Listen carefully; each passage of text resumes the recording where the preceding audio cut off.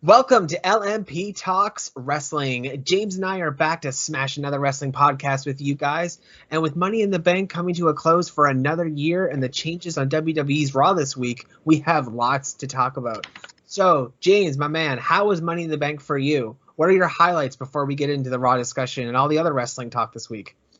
Money in the Bank for me was underwhelming, shall we put it. I had such high hopes before. Last week we were talking about how the cinematic approach to it could be really interesting. They could do lots of different things. But yeah, I just felt underwhelmed after the match. I don't know. Well, I do know why. There's a lot of reasons why I felt underwhelmed. But highlights, Asuka winning. I had conflicting emotions about her winning and the way she won it as well, with Corbin and her fighting at the top of the ladder for some reason. But then the news from Raw, what was in that Money in the Bank briefcase, made me enjoy the match more, made me enjoy the result a lot more. So that was good. So what I think they did really well was Lacey Evans' women's rights, making that look strong, because she decked Nia Jax and knocked her down. So that was great. I agree, man. So that was good. The main highlight for me, though, was the Seth Rollins Drew McIntyre match and Seth's new theme and the way that they performed that, and the handshake at the end was intriguing. So there's legs in that match, so that's good. But yeah, my overall experience of Money in the Bank, I think because I had such high expectations, I was let down, which is frustrating. I enjoyed the Bayley Tamina match more than I was expecting as well. Bayley and Sasha really performed great in that, and Tamina did well as well. Some good talk there. So yeah, it was such high hopes and yeah, let down a little bit. And there was one thing that really wound me up. But what about yourself? Well, to be fair, I've actually went in with no expectations. And that's probably why I enjoyed myself. I will start off by saying I was very happy that and surprised too that the pay-per-view was only 2.5 hours for starters. Yes. It starts off at 8 o'clock here and it was over by 10:30, and I was like, it's almost 10:30 and this pay-per-view is over. Holy moly, holy crap, like this is over. What am I going to do with the rest of my night, right? Because usually it's a whole friggin' you got to sit down, have round one, have round two for snacks, and it's usually a 4 or 5 hour event for most pay-per-views. But yeah, it was interesting. I really enjoyed the Seth Rollins and Drew McIntyre match. I have to shout that out because I think that overall was the best technical match on the card. It was an actual good back and forth wrestling match. I did totally understand the jokes about having those two look the same when they're wrestling, because I could totally see that at times. But overall, though, I thought it was great. I'm very happy with Seth Rollins' new theme song. I mean, as a great as for the pay-per-view and what it can do, because right now, obviously, no pay-per-views can be like they were before. Like the Backlash of 2 or 3 years ago was not even going to come close to the Backlash that's coming this year, because you need that energy, right? You need that crowd engagement. But I mean, for now, they're doing the best they can. I mean, there's been certainly some things that have gone crazy for the Money in the Bank, and I have to say that Asuka was the MVP of that entire event. And for the past few months, I agree with that. People have been saying that because that whole woo woo woo woo dance thing that she does, oh my god! And she jumped off the balcony onto the wrestlers and then dove into the elevator, and then she got into the elevator and she was super happy. It's like she was a kid in a candy store going for like the best candy possible, and she was gonna get it and she was gonna run away with it. Like I don't. It was her acting that just made me laugh. Asuka made me enjoy Money in the Bank so much more than I ever could have. Yeah, definitely. I agree with that. The way she looked like a naughty schoolgirl in the lift or the elevator when it arrived and they arrived on the same floor as the men. The only thing was, I thought she was going to hide in the lift and wait to get to the next floor, but she got out of it. I was like, "What are you doing? Stay in the lift." Um, Exactly. but yeah, she was the highlight in that match. There was a bit that during the food fight. Yeah. Yes. Shayna Baszler just looked so above it all. She was sort of half enthusiastically throwing stuff as if to say, "Oh my word, is this what I'm doing at the moment? Okay, I'm doing this right now." So yeah, there were some bits that took me out the match. Vince's thing that he did angered me because if anyone can do that joke, he certainly can't with the hand washing. I had to But laugh at that. Them Daniel Bryan and AJ Styles like, oh wait, okay, shh, okay, we'll just slowly back out and close the door. I had to laugh at that, man. yeah, no, I think if it was anybody else, I could maybe forgive it, but with it being him, no, sorry.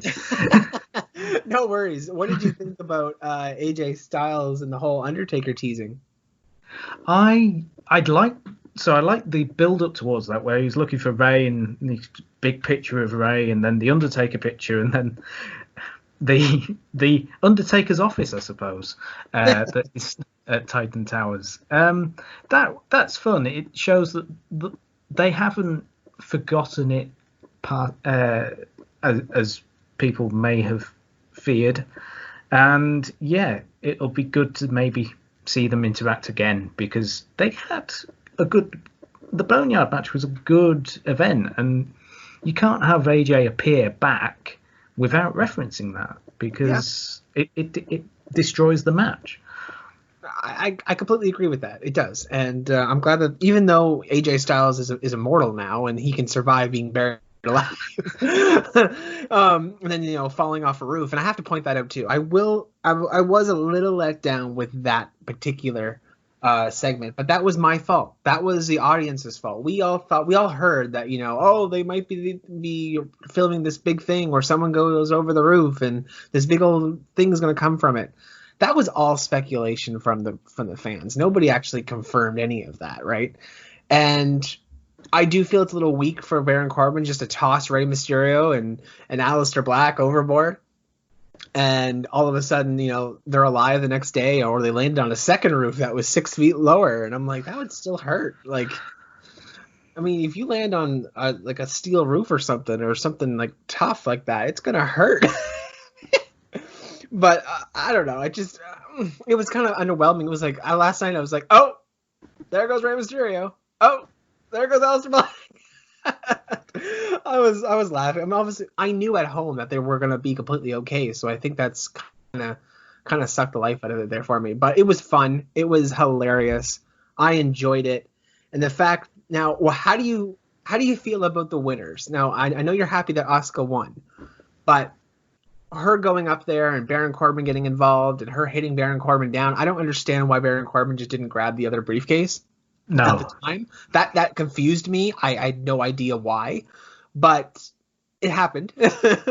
So with Asuka winning and Otis winning, for those who have not tuned into Money in the Bank, and at this point, if you're listening to spoilers from Money in the Bank, you either want them or, well, listen to them. it's a bit late now. Yeah, you're gonna get them. So, okay, what do you think of Otis and Asuka winning in the manner that they did? Because I really thought it was going to be AJ Styles that won. Well, so Asuka winning and the way that she won it, yeah, it was okay. Like I didn't I didn't understand why Baron said, "Oh, not you," when she was getting the briefcase. I was like, "What do you care? You have no female affiliate in this match." So, yeah. But now before the pay-per-view, we did say, and I said it'd be lovely if Otis wins because it'd be the feel-good story and it continues that buzz and that positivity. Yeah. However, the way in which he won it, so if you haven't seen this, AJ Styles and Baron Corbin are at the top of the ladder. They both unclip the briefcase from the hook. They are both holding the briefcase. Baron Corbin then falls. AJ Styles has the briefcase and fumbles it, dropping it towards Otis, who catches it and wins the match and is declared the winner. AJ, for me, had the briefcase in his hands on his own for long enough to be declared a winner. I think the ending didn't... I just don't know why they did that ending, because it causes confusion and it makes it look meaningless. Is it basically whoever has hold of the briefcase when the referees call the match?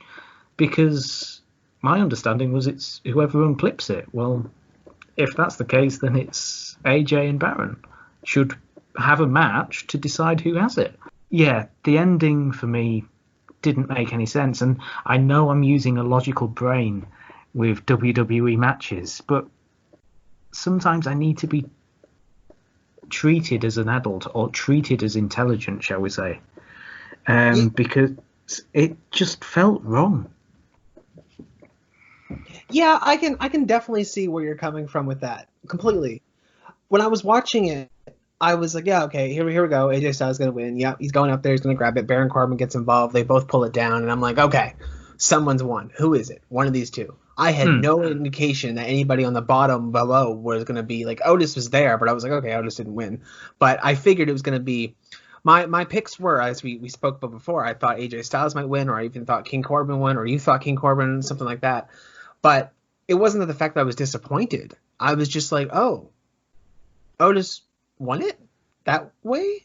But how? And as you say, AJ Styles had a firm grip on that briefcase before, by himself, before he dropped it. So I think after Baron Corbin dropped it, let go, that's it. It's like whoever has the briefcase last, right? You hold on to something all at once. If 6 people gather around and hold on to a briefcase, the last person holding on to the briefcase wins. That's cut and dry. That's how Money in the Bank always has been. I think what they were trying to do was chalking back to when the Usos and the New Day and Miz and John Morrison had their feud, and one of them fell off the ladder and held onto the belts. My understanding was it was pre-recorded. Yes. If that's the case, just go back and do it, especially that ending. Redo it. Because if AJ is meant to slip with it, don't have him hold it and then slip. Just have him slip in one smooth movement. Retake. Yeah. I honestly, I look at it and I just think, what are you playing at? But it's WWE. They do these things, and we have to make our own kind of continuity because that's the way things are done now. But yeah, it's not necessarily a bad thing though that Otis won. It's a good thing. I just wish I could feel that moment with them because I was very lost on there. Exactly. Otis winning is not a bad thing. Otis winning should be a feel-good moment instead of a confusing one. And yeah, for him to catch the briefcase, are we going to have another James Ellsworth, Carmella kind of retake where we have to have Otis climbing the ladder on SmackDown so that they can film it, and then in years to come that is what we see when they do the montages? Well, climbing up the ladder, I thought that was actually going to be the struggle. Like if Otis was going to win, I thought, Otis is going to get out a big ass ladder and he's going to find a way to get up there, or the ladder's going to have like special steps, or it's reinforced, it doesn't break, something like that, like something creative, right? I figured if Otis is going to crawl up there, he'd find a way up there, not this crappy ladder. This ladder is too small for him. He can't go up there, so he'll find a better way to get up there. But again, I'm picking at holes here, and I don't really mean to do this because again, I'm genuinely happy that Otis won the case. What I'm not happy about is the potential rumors that have come out, and I wholly hope to God that I am wrong and that these rumors are wrong. But have you heard the rumors about what might happen with the Money in the Bank briefcase? I am. Yeah, it's not a good idea. Do you want to reveal what the rumors are? or shall I go? Well, I'll start by saying, we are going to dive into Raw very, very shortly. And I will kind of start it off here. I was just mentioning this because it makes my case. So I want on the record, I am super happy that Becky Lynch and Seth Rollins are starting a family. That she's pregnant, amazing. It was adorable the way it was treated on Raw. Asuka acting that way saved the whole segment. Personally, I thought she was absolutely hilarious, dancing around with the champion, her surprise, everything awesome. But then we learned that the entire time the belt actually was in the briefcase, even though it wasn't back then because WWE didn't know because, again, pre-recording. But I would have rathered anything. I know Becky Lynch came out and announced that she has to drop her title now because she can't defend it anymore. It's beautiful. It was very, very nice. It was very nice. I liked it a lot. But I just wish on some level that the Money in the Bank briefcase was continued to be treated like the Money in the Bank briefcase, as in we just saw again they're representing this the last couple of weeks. We've been seeing videos, the top 10, the top 5, all these Money in the Bank cash-ins. That's how it's done. And then we get to the Money in the Bank briefcase, like even last year. This is what bothered me last year. This is not what I did not want Lesnar entering that match last year. I know it was a kick, and I know people thought it was hilarious, and the whole boombox thing and him dancing in the ring was hilarious. But it bothers me because, again, I can't speak for the wrestlers there, and I guess on some level they're all okay with it because special contracts and stuff. But, well, Mustafa Ali might not have been. Yeah, well, I mean, you go out there and you work your ass off. You take these massive bumps, possibly injury. Like, you might get injured severely. Like, again, Joey Mercury a while back got his face busted open with a ladder when he was with Eminem. Yes. So, I mean, something like that can happen. And then for you to just do all that work and 20 minutes later at the very end of the match, somebody comes out, just climbs the ladder and grabs the briefcase? How and what way do have you earned that? I don't care how big you are. I don't care how grand you are. I don't care how much money you bring to the box office. Those people in that ring earned that, not you. They went out there, put the time in, and put their bodies through hell only for you to come down and capitalize. I think that's kind of a shitty way to do it, things. So that really put a sour on that because I was like, I don't know who's this person going to be, and I want somebody to become a star. So with that being said, I want to get back on track. I want Otis to become a star. He's a star in the making. He's going to be amazing as long as everything pans out. He doesn't get injured. Something bad happens. I can't wait to see where this Otis train goes. But the rumors are that the briefcase that Otis has might be either used for Mandy, as in he might give it to her, or him and Tucker, Heavy Machinery, might cash it in on the tag division. And I know it's creative. I know it's interesting. And I know it makes those belts look a little bit more prestigious and special. But that's the thing that made me excited about the briefcase every single year. It didn't need to be changed. It didn't need to be edited. And now that it has, I'm actually a little disappointed and underwhelmed by it. Even though I haven't seen where it come from, where it may go, like where the storyline might go. And again, I'm judging a book by its cover. But I just like my Money in the Bank where the suspense is always there. What if Asuka's around the corner? Or Becky Lynch is in the ring doing something and Asuka goes nuts. Or maybe Shayna Baszler comes down and gets her hands on Becky Lynch and makes her unable to wrestle now. And then Asuka can get that Money in the Bank cash in moment, or she doesn't cash in it at all, and somebody else becomes the champion. Okay, again, I'm totally happy that Asuka's the champion, but both Money in the Bank briefcases are now being treated like they never were supposed to be treated, and I was looking forward to this pay-per-view because of its payoff, because of the oh no, how long is this person going to have it? Like even when Carmella won it, despite the controversy of the first 2 matches. Her holding the briefcase and cashing in, that was great. That was freaking fantastic, the payoff of that. So, the women's Money in the Bank briefcase. Only one person has held that Money in the Bank briefcase for more than one night. And that is Carmella. Yeah.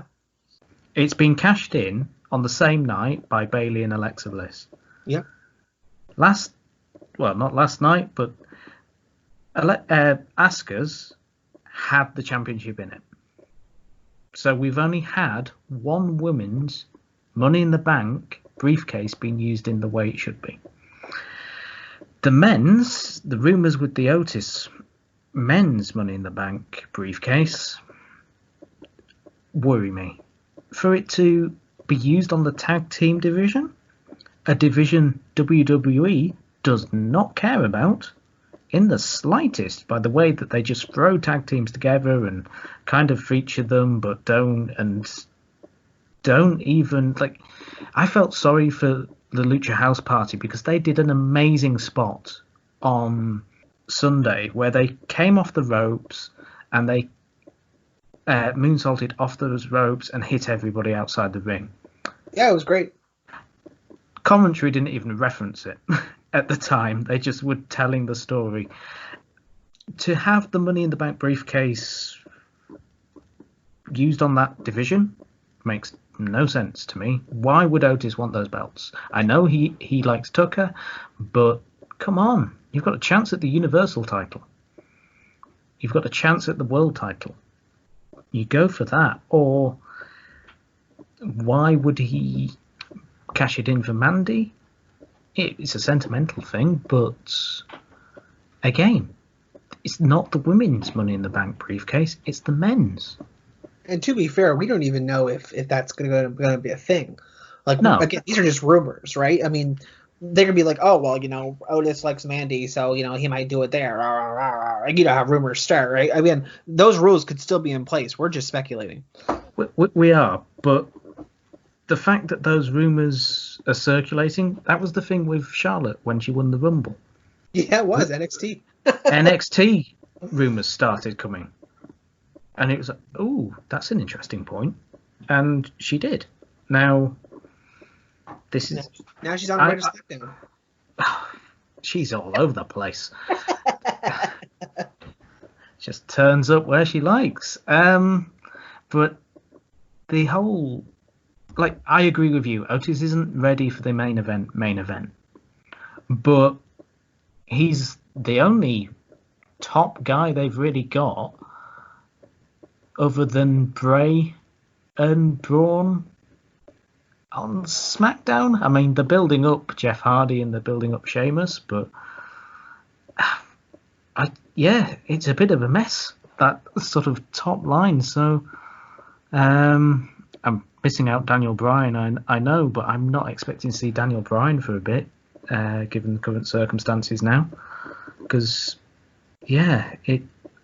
I'm confused where they go. If they hold on to that briefcase for as long as possible, that's what I want to see. And for it to be used as it should be used. One thing we mentioned on the previous episode, too, about Money in the Bank was the fact that will this concept actually work because of the no audience, right? The Money in the Bank briefcase is supposed to be an instant pop. So we were actually speculating, wondering if they'll cash it in right away or how they would do that, because that's the whole point, right? It's a very cheap pop. It's a super easy to get that audience going. If you're having a match and the champion's in jeopardy, and all of a sudden this person comes down, running down to the ring with a briefcase that could steal their championship, it gets the audience going. It's a cheap, easy pop to make, but you can't do that when you don't have an audience, right? So exactly. Yeah, it makes it difficult. And so I'm you know what? Maybe this is just them trying to come up with creative ways on how to manage the COVID situation. I think it might not have been a good idea, and I don't know. I was really looking forward to that. I think that's all it is. I was just really excited to have, oh my God, Asuka's gonna chase around whoever, I don't know who the champion's going to be when she cashes in, but this is going to be cool. Asuka and her little weird character going around dancing. I thought that was hilarious in my mind, and now it's gone, but now she just dances around the championship. So, which, by the way, I think would be hilarious, because I speculated this on Raw, and we're going to get into the Raw discussion real quick about Kairi Sane and Asuka. Because Kairi Sane was super happy to see that championship, and I know she's a previous pirate. Wouldn't it be hilarious if her pirate instinct, so to speak, quote unquote, kicked in and she was like, oh, treasure. And then she goes back to the Kairi Sane pirate and she tries to take it off of Asuka because her hunt for treasure, because that's what pirates do. That's super easy to write. I think it would be hilarious seeing those two go. It would be an amazing match. I mean, Kairi Sane has been underutilized since she moved to the main roster. She was excellent in NXT. Her rivalry with Shayna Baszler was fantastic, and she beat Shayna.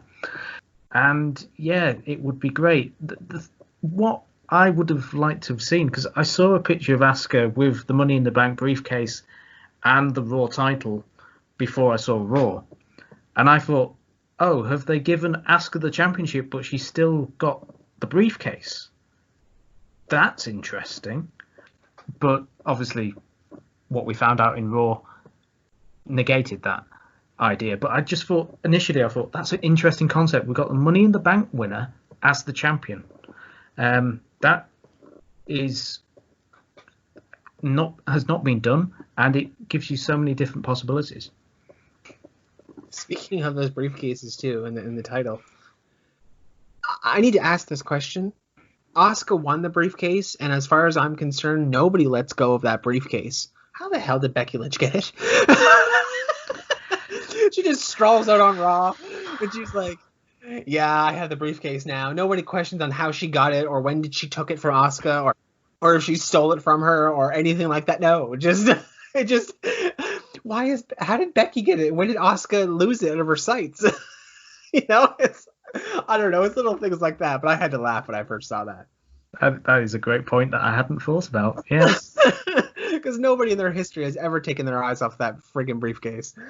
Oh my! I thought that was funny. That just little things, but whatever. So about Raw, we got about 15 minutes to talk about Raw or so, 15, 20 minutes or so. Now, a lot happened on Raw on Monday. There was, I mean, as you said, Money in the Bank, Seth Rollins got not only a new theme, but now when we go into Raw, he has this suddenly new character, almost like when he shook hands with Drew McIntyre, something changed. A lot of people were making jokes about him discovering that he's going to be a father, which is absolutely hilarious. He's like, oh God, what am I going to do now? But,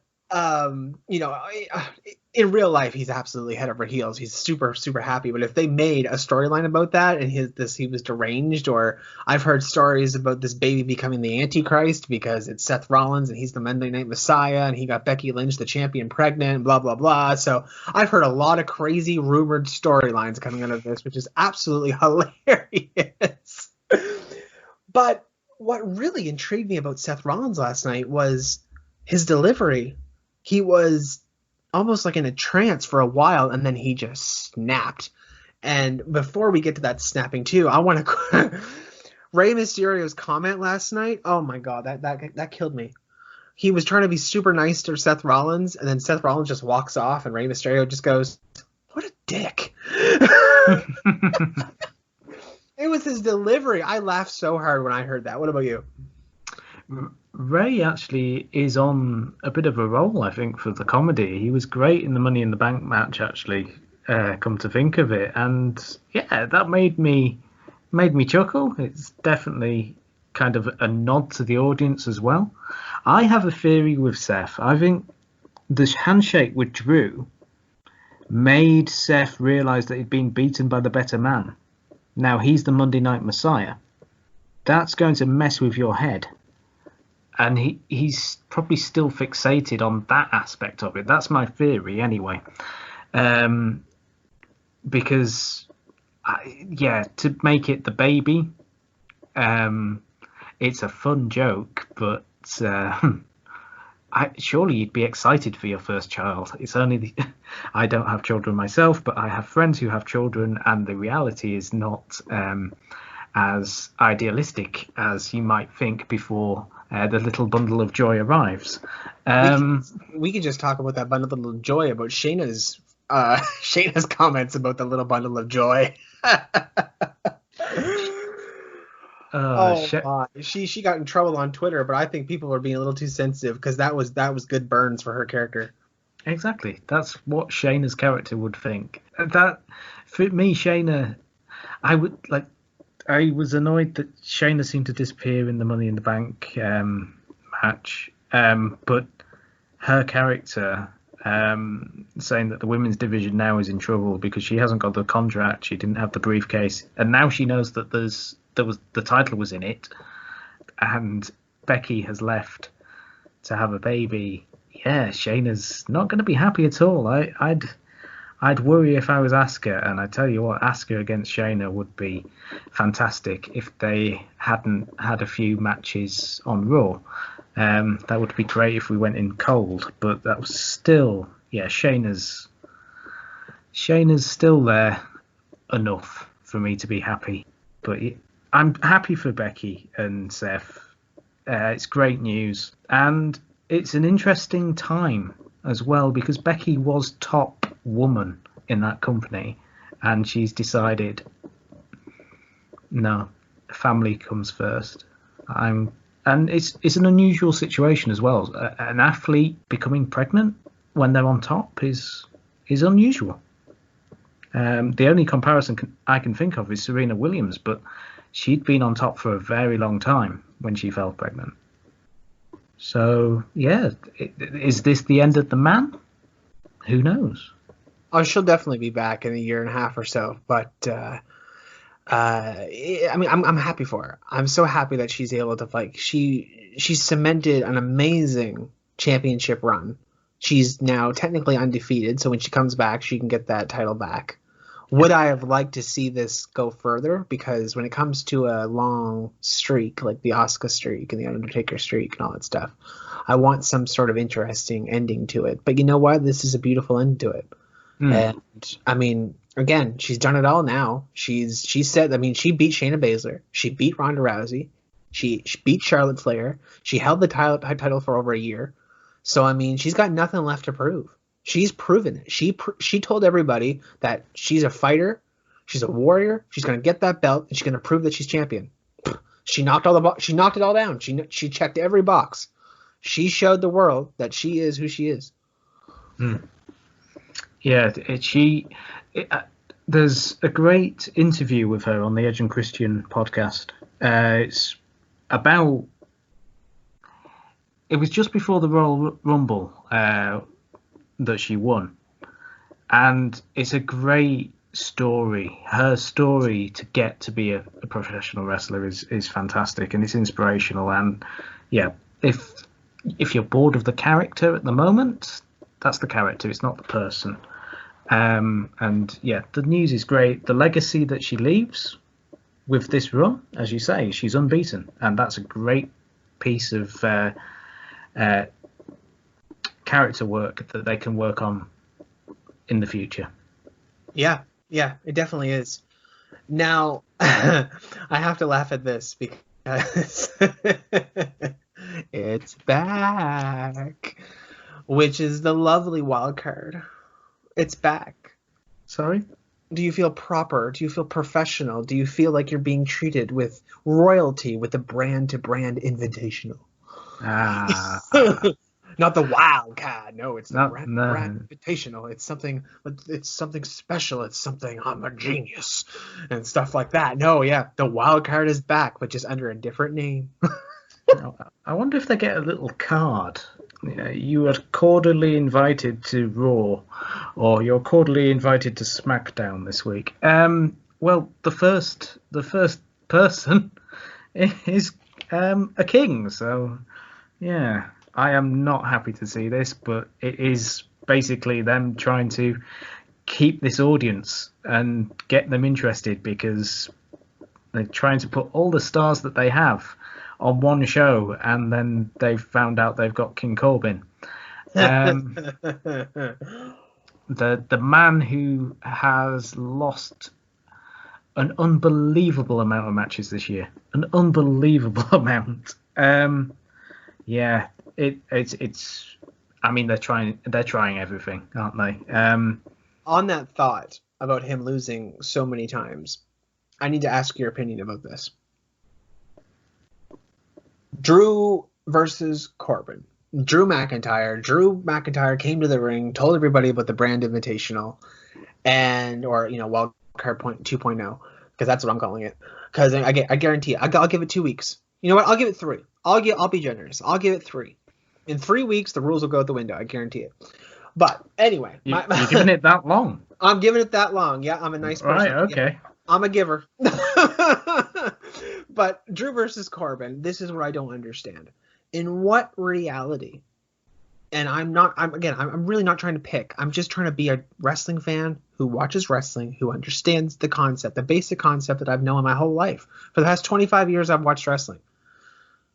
At what point does that many losses equal, hey, I want to face the champion in an exhibition match, not for the title, just to show that, show the world that I can go cross brand. So I've earned that. I've earned the right now to go to a different brand to face their champion when their champion could actually be doing something to, boost the ratings by getting into a storyline or something, whatever. But at what point has on any given thing Corbin has earned this match? Please tell me. I want to know. I want you to tell me right now where he's earned this. Because if I'm wrong, I really do. If you can't tell me, that's fine. But if you can, I really want to learn. Cody, I am a teacher, so prepare for a lesson. Okay, thank you. The answer is simple and is only 3 initials. The first one is W and the last one is E. Can you guess the middle one? I'm gonna. Oh man, that's tough. Then that's tough. Let me see. W. Oh, correct. Well done. See, you did know the answer, but as a great teacher always does with his pupils, he draws it out of them. Yes, WWE. Oh, this is good. Now, that's all I have for that. I was so confused. I really was. I was like, okay, even if you are going to do this wild card invitational, whatever the hell it is, if you're going to do it, okay, fine. I understand the ratings are down and things are in tough times because of the global thing. But to just say Baron Corbin, how about anybody who won a match or anybody who's been on a roll? Hell, even Jeff Hardy, because at least he's on a roll. I would have even accepted Sheamus. Even so Sheamus, is not really lost or anything, but he hasn't really done much. I would have accepted anybody who was on some sort of roll or anybody who hasn't lost. Like, let's say you haven't been on wrestling in 2 months on SmackDown. Let's just say that. And all of a sudden, Drew McIntyre says, this person from the SmackDown roster is going to come face me. Oh, okay. All right. Well, this is a new storyline. They haven't been on TV for a couple of months. All right. But from me watching and being invested, like WWE wants me to do, they want their audience to invest every single week. That's what they want me to do. I'm doing what they want me to do, and I'm not understanding the product they're given. And after 25 years, I think I should be able to. And people say at this point, maybe I should walk away from WWE and just focus on other wrestling promotions because I'm picking too many holes in it. But this is the whole point of my podcast. It's how I make numbers. It's how I learn wrestling fans. I run a wrestling fan, and I'm like, please help me understand. I just want to understand. It's the car crash scenario. People will always watch a car crash. It's a morbid fascination, and we've got problems. You and I, we can't stop doing this, and we need to know. We wonder what's going on. If we don't find out, we need to find this information. We're addicts. We need help. Please help us. Please help us. I'm one of those people though. Like when I love something, I invest. That's with anything. If I find a music artist that I love, and like I realize that I love this person after these few songs, I'm like, oh wow, okay, I'm gonna go online, I'm gonna discover the discography, I'm gonna try to purchase everything they have, I'm gonna become a huge fan. That's me with any TV show, any video game, any series, anything. I'm a person who is very passionate about the things that he likes. So I'm very passionate about WWE and wrestling, and I don't get this anywhere else but wrestling. I can watch New Japan, not watch it for months, catch up on a pay-per-view, and I'm all caught up and everything makes sense. Now, I can go online and I don't understand certain wrestlers. I don't understand where they are or the storyline. But for the most part, I can ask somebody and I'll be in the loop easily. Same with AEW. It just came on TV last year. I haven't been lost pretty much, I don't think at all. A few times I've been I've questioned a couple of booking decisions, but it's paid off. Mm-hmm. So I'm like, okay, well, my question was moot. It didn't matter anymore. But that's it. And with WWE, every single week, I'm on a podcast whether it's with you or another wrestling fan, and I'm sitting here and we're going back and forth, and we're just jokingly mocking the company because we're trying to understand it. Like I'm not losing sleep over this crap. I honestly don't care. It's just my daily wrestling, my daily wrestling rants. There's a good name for the podcast, the Daily Wrestling Rants. Rant spelled with a WR. There you go. But yeah, I mean, I shouldn't be that confused. No fan should. I can't explain it to you other than it's WWE and this is what they do now, and they've been doing it for so long, and you can see the impact that it's had on audiences when there were live crowds compared to, say, 5 years ago, and it's shocking the difference between the fans and the crowds back then to now. Or, well, not right now because there aren't any, but before this whole situation, it is remarkable. And then you look at something like Wrestle Kingdom and you look at AEW and you look at the crowds they get there and the investment that they have. It's unfortunately WWE's blinkered and will run this way for a while. It felt like there was some change happening about a year ago. When they all came out and apologized. Oh, that was it. But that was about 18 months ago, and then they went back on that within probably a week. Yeah, within a week. Yeah. And see, you and I could sit here too and debate until the cows come home about where WWE went wrong, where all of a sudden, this has happened in the last 10, 15 years. Honestly, it's not because of the PG rating. I don't believe it has anything to do with the rating. I honestly think it has to do with the fact that I think in 2005, roughly around when the PG era was started to be created, but I think what happened on some level is they brought in too many people who are not wrestling fans to write the product. Because a lot of people don't invest like the fans do. And yes, fans can get it wrong too. Fans can come in the air like, oh yeah, I can write this stuff better and stuff like. I'm not going to ever sit here and say I can write it better. I'm not, because I don't have a television show. I don't have a business. I don't know the first thing about business. It would be highly arrogant of me to sit here and say I can do it better. But I think when you have people writing your show who don't actually invest and are not actual wrestling fans, like I heard at one point they just hired sitcom writers. I'm like, that's not. You can't hire a sitcom writer to write a wrestling show. There will be so many plot holes and nobody will be able to keep up. Case in point, half the wrestling fandom is sitting here 10 years later going, this doesn't make sense. This doesn't make sense. To the point YouTube celebrities, aka Simon Miller, are coming up with hashtags, stuff just happens. T-shirts are being made for this. Like, products are being sold based on WWE not being able to hold their product together. That's how much it's like a living meme that just keeps getting stronger as the years go on. But I mean, that's I don't know where it all started, and again we could speculate, but it seems like if you have non-wrestling people writing the show, you're going to get non-wrestling results. It's, I mean, a great example of why fans are probably disenchanted with the company. Randy Orton against Edge. Yes, at WrestleMania. A perfect way to end on the podcast too, because I wanted your opinion on the Edge and Orton on Raw, but please continue. So at WrestleMania, we had a definitive winner, Edge. Definitive, no doubts, nothing. No problems with that. I was in the minority. I enjoyed that match. Maybe it was because it was so long since I'd seen Edge in a match, apart from seeing matches that I'd already seen. Yeah. So sure. The nostalgia factor probably played a part to that. What I do not need in my life is an Edge versus Randy Orton normal wrestling match. I don't need that. However, at Backlash, that seems to be what we are having. Now, I would have taken Edge and Orton burying their differences and actually recreating Team RKO. Other than this. I was actually kind of speculating that when Edge came out. So, yeah, this doesn't make sense. And this is the frustration. We've had this match. We've actually had a better version of this match. But we're getting it again.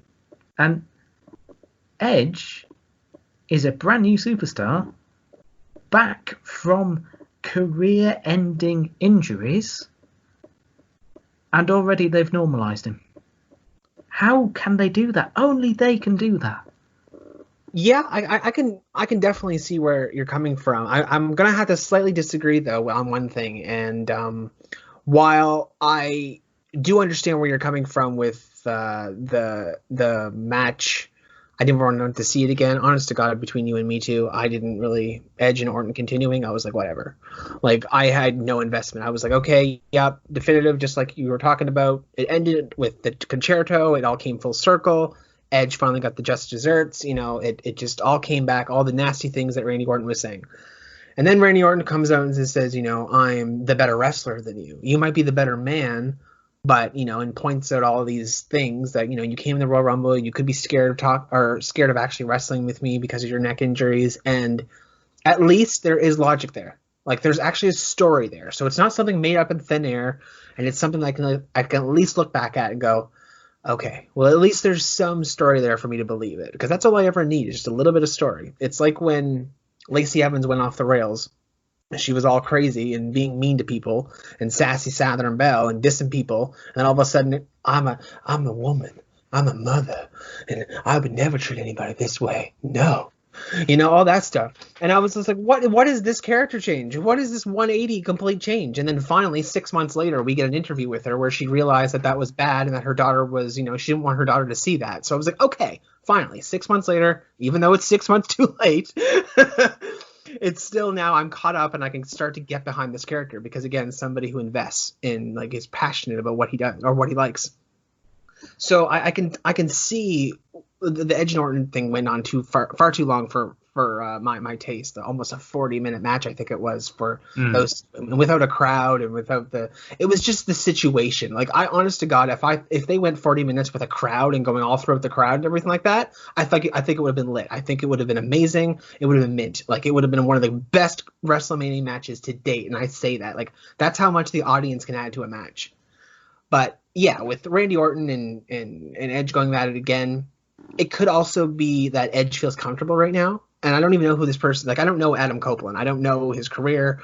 I don't know anything about him. Like, when it comes to, his neck injury and what he's comfortable with. And him and Randy Orton do know each other very, very well. So getting that ring rust off there and all, like they mentioned, but actual ring rust, that could be a very perfect person for him to work with. So, I mean, given all that full circle, but again, I shouldn't have to sit here and find background, backstage stuff to come up with a reason, right? But, I mean, again, logically, there's at least something there for the match to continue. But I just hope this is the end of it, because Backlash was always meant to be the pay-per-view right after WrestleMania. It was any unfinished business from memory. Backlash always brought that full circle. It tied up any loose ends. It's what Backlash always did, until it didn't anymore after a few years. But I remember when I was younger that Backlash was always right after WrestleMania. It would make sense, because Edge would come out, or Randy Orton would come out, and he'd be like, "Oh, you didn't beat me, blah blah blah blah blah." I know it's been only a week, right? But the situation around the world has then caused them again to be off TV for 2-3 months, and everybody else around the world has pretty much moved on at this point. They're like, why are we digging up this feud? It's been stopped for 3 months. How come you're coming on after 3 months and telling us, or 2 months, and you're coming on after 2 months and you're telling everybody that, you're still pissed? It's like, man, you're holding a grudge after 60 days? Like, it's kind of hard to invest in that. But again, there's a little logic there, a little bit, pride and all that stuff. So I can kind of get behind it. But after Backlash, yes, please be the end of it. And please don't have a 45-minute match in the ring. Edge is back. That's the good thing. There we go. Edge is back. That is the good thing. Yes, and we have about 3 years and a few really potential good matches with him. Who knows who he's going to face? But with all that, we will definitely wrap things up. Thanks to everyone who continues to listen to the podcast. If you want to hear your voice on here, you can come on. You can sit with James and I, and we can just talk a riot with wrestling. Simply send me a PM on any of my social media, and I will definitely set that up for us. You can find me at SoundCloud under Lotus Moon Productions, Facebook under Lotus Moon Productions, Twitter under Lotus Moon Prod, and you can search us on YouTube under Lotus Moon Productions. So with all that, I hope you guys stay safe. I hope you're well. This has been LMP Wrestling, and we are signing off.